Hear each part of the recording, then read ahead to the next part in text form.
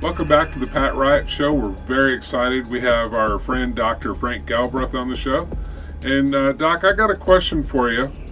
What is the basis of the very first book you wrote, The Kharasbod Transfer? What is that about? Well, the kharasbod transfer is about the fact that the nuclei took the shell of an intergalactic freighter that was almost 2 miles long and 1.5 miles wide, and moved it up from what was called Kamisha, that would be actually southern Sudan today, and planted it on a plain on the Tigris River at a site where the city of Kharasbod was an awful long time ago. Kharasbod's the site of the first city ever built on this planet quite a few thousand years ago. And why did they do that? Well, they knew that the great deluge, the great flood was coming, and they had some vested interests. They have built quite a few cities. They had their gold smelting operations going, and they were building things all over the world. We had the Great Pyramid Complex, the Giza Necropolis. They had complexes in Central and South America, South Africa, and they had a lot of operations they didn't want to lose. Well, they knew it was going to be devastating, and they didn't know how deep the water was going to be, but they knew it was going to cover the Great Pyramid. It's going to be 1 mile deep. Well, wow. So they brought up this freighter, and it had been reconfigured so that it had 88 levels in it. Now, it was 1,500 feet tall, 1.4 miles wide, and 1.9 miles deep. Those dimensions are quite important. But they sat it down. They had to come in and create a plane a little larger than that, flat. They put down basalt stones to sit it on. And I don't know for sure, but we think that they also used the bubbling oil on those two. But anyway, they did. And then they cut basalt slabs to weigh it down on top. And they used the bubbling oil to seal it, which, of course, Noah later on did the same thing with his boat or ark. Well, this is the ark, the A-R-K, the submersible box. That's what the etymology of that word means, submersible box. And they didn't want it to float away. It was hollow. And they were going to load it up with everything necessary to reclaim the earth after the deluge. Well, they had to load it up but they brought equipment across space. Earth-moving equipment, bulldozer-type, caterpillar-type things, whose rear wheels were 42 foot in diameter. That's sort of big. The front end, they called the crunchers. They would break up rock with what we think were laser devices, and then they would pull it in and crunch it up and send it with conveyors down and toss it out the back. These are big machines. Very big machines. There are in a grotto in Peru, there are diagrams of these machines on the wall, and they left a good metric. A diagram with some ladders and some people and some other things would give you a sense of dimension. That's how they know 42 feet and a few other things. And some ideas that the front end of these things were fire throwing, believing they were probably laser type devices. Yeah, sure. Okay. But they also collected the DNA of every living thing, not just grasses and trees and flowers and this and that, and put them in carnelian tubes in there. And they had a reconstitution center, which they, after it was all over, moved up to Beirut, Lebanon, what we would call Beirut, Lebanon today. Yeah. And we know that all the green foods basically originated from there, except rice. There was no rice on this planet beforehand. That all came afterwards, came from other planets, along with the peoples of color. There were no peoples of any other color on this planet prior to the flood. They had to be moved here in a program of what we call panspermia. And other peoples from other planets, well, I won't say peoples, beings from other planets helped the Anunnaki move races of people whose DNA matched ours. They brought two races of black-skinned people, two races of brown skin, and they were slightly different colors. And the blacks are slightly different, and they look different. The browns the same way. The yellows the same way. Two of them, but only one red, and they weren't really that red. So they transplanted them after the flood was over, and we got the races. The one race that's missing is the green. Well, they didn't survive. Anyway, so they put all these carnelian tubes with the seeds or the DNA of the plants, the animals, and everything into the into the reservoir. And in the reservoir, there are thousands of areas in where these went. Okay, and still to this day, there are thousands of tubes. Do we know how to reconvert or not convert? Yeah, we don't, and we do not have their equipment. They took it back to Limburg, or it was destroyed. We don't have it, but we do have something very nice. We found, not there, but later on, about 4200 BC, in the wreckage of a spaceship called Argos 8 in the Sinai Desert, which is when Sodom and Gomorrah was destroyed by fire and brimstone from a nuclear bomb that blew up at they have space base there, and the enemy hit it with a nuke, and it upturned the Sinai Peninsula. And the nuclear ash was called brimstone, and it destroyed the Middle East. And the Sumerian civilization, the instant civilization of magnificent Sumeria, disappeared. Everybody died. Every living thing died. And we've mapped that.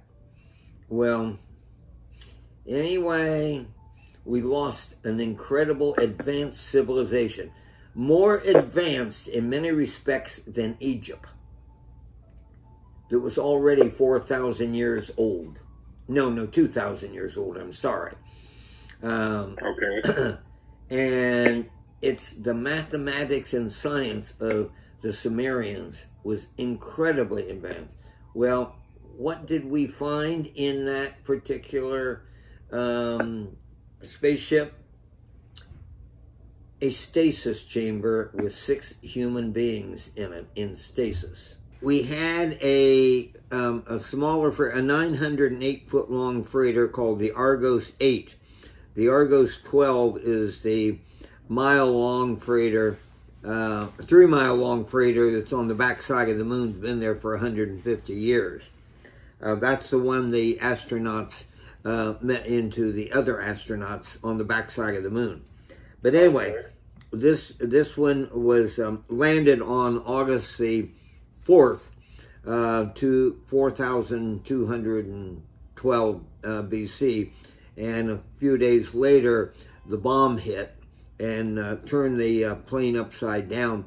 And it actually made a cocoon of the grasses and trees and everything around it, preserved it beautifully.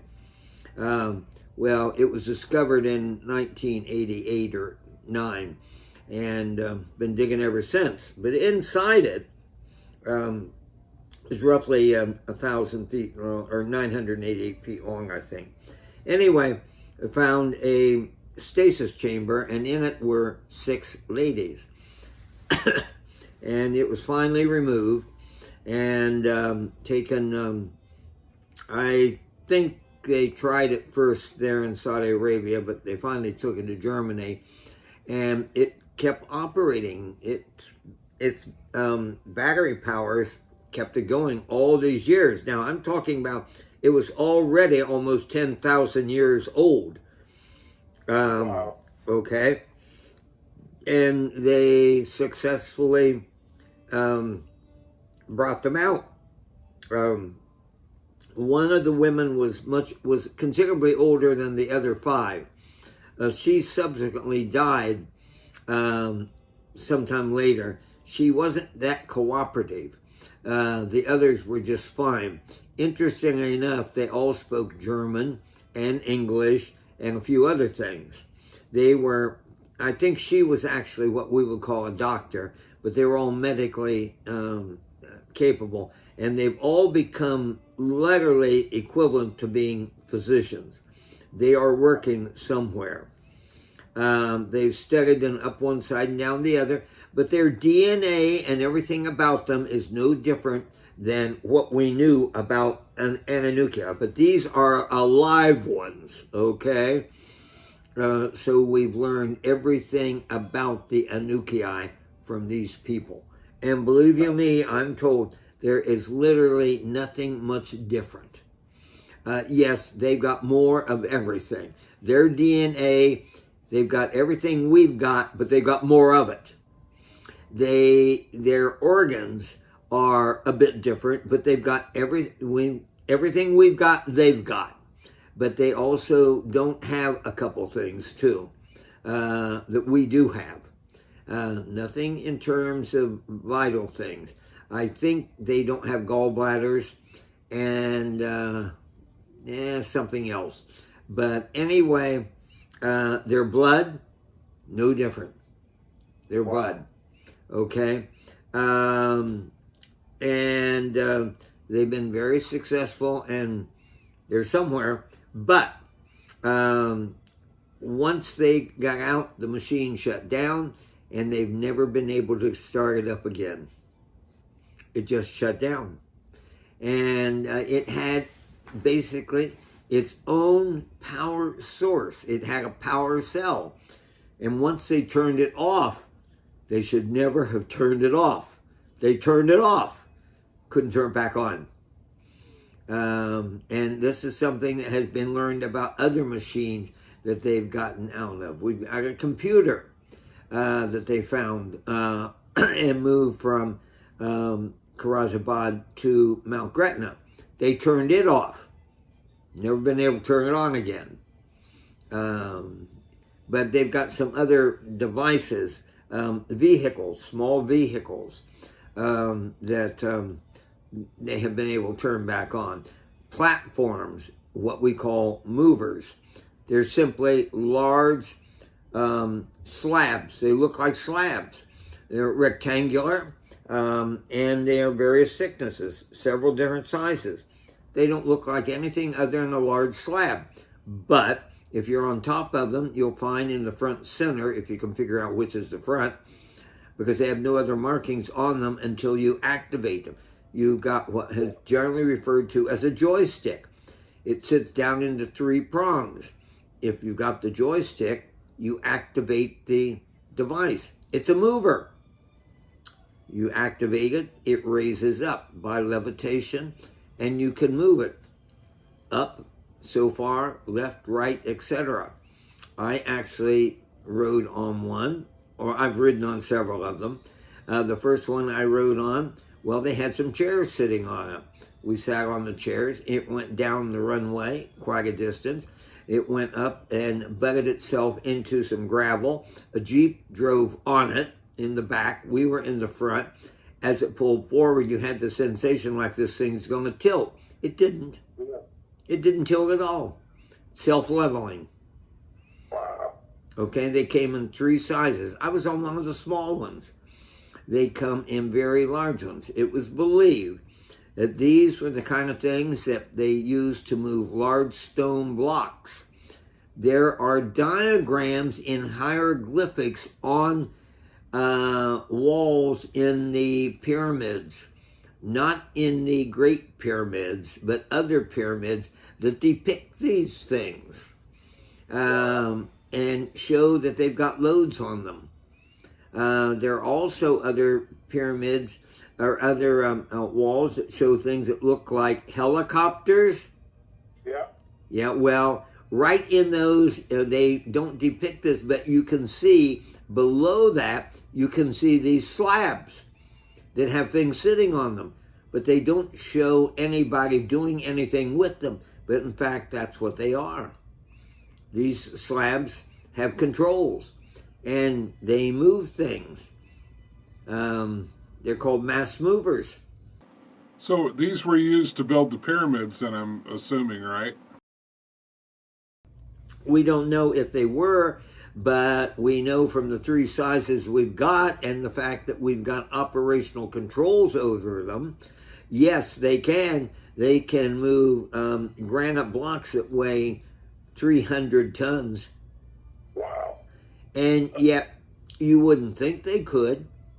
And our biggest problem is getting the block onto the machine. And from there on in, it's nothing. Absolutely nothing. But it's dangerous. They're self-leveling. But nevertheless, you've got to be awfully darn careful. Now, to actually build a pyramid with some of these machines, I think that they probably had handheld devices that they could bring up and actually physically lay on or touch the blocks and physically just move them. And that's what they think this fella at Coral Castle did. Oh, yeah, the man in Florida. That he had something that he could physically, literally touch the blocks and move them. Wow. And that's why I mentioned this. Okay, now in the book, there are descriptions of this, that when tours are directed, when the congressional tours, people fly to the base and then they go on tours, they actually go down into the repository and they go see some of the mass movers, and they actually experience this, where they actually they go down the corridor and pick up a Jeep. Wow. Okay, and they come back. But they don't get on one of the great big ones, but they're told about it. And they see this. Can you talk about how at the outset of the Gulf War, we were told that there were weapons of mass destruction? Oh, yeah, okay. All right. What that is that the British M6, let it be known that that Saddam Hussein had weapons of mass destruction. That was not true.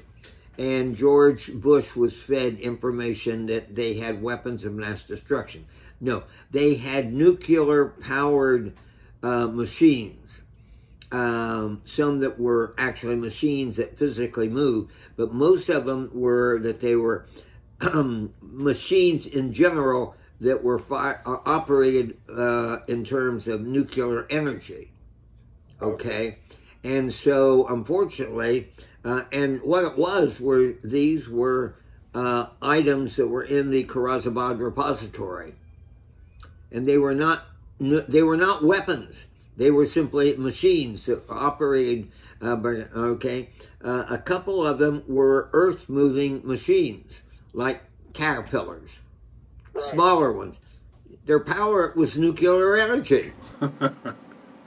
We had some handheld devices that actually had nuclear type of energy. Now, one was and this is demonstrated equally, where Henry has two devices. One is a shake, and you shake it and the light comes on. And he has another one that looks just like it. It happens to be a mazer. Okay, and he demonstrates how it works. And he turns it on, and he cuts a kitchen marble cutting board in two. And they come and touch it, and it's not even hot. But that happens to be a mazer. But that mazer is not operated electronically. It's actually a nuclear mazer. Wow. And there are a number of these small devices like that. They are dangerous only in the sense that if they were could be broken into, which they can't be easily, that radiation would be dangerous. But these things are not like, and our thought about the puddle jumpers, if in fact there's nuclear energy involved in those, we're being very hard pressed to get into them. Well, right now, and I mean literally right now, we have the opportunity to get into the inner workings of a puddle jumper, not because they've been damaged, because they have built in routine maintenance after a certain time, and interestingly enough, a panel just automatically appears to be opened. Whereas in the kharasbod repository, when you come up to a corridor and you think, well, there's the outline of a door or something, but there's no door there until you put your hand on the wall where the wall plate is and activate it. Once you've activated, the door opens. Wow. To that point, doesn't appear to literally be a door there. It's the technology built into this. And it's the same thing with the puddle jumpers. They have a smooth skin on them. Well, all of a sudden, we've got one that all of a sudden got a panel opening with 6 screws on it. It just opened. Why? We finally figured out it's time for some maintenance, people. Wow.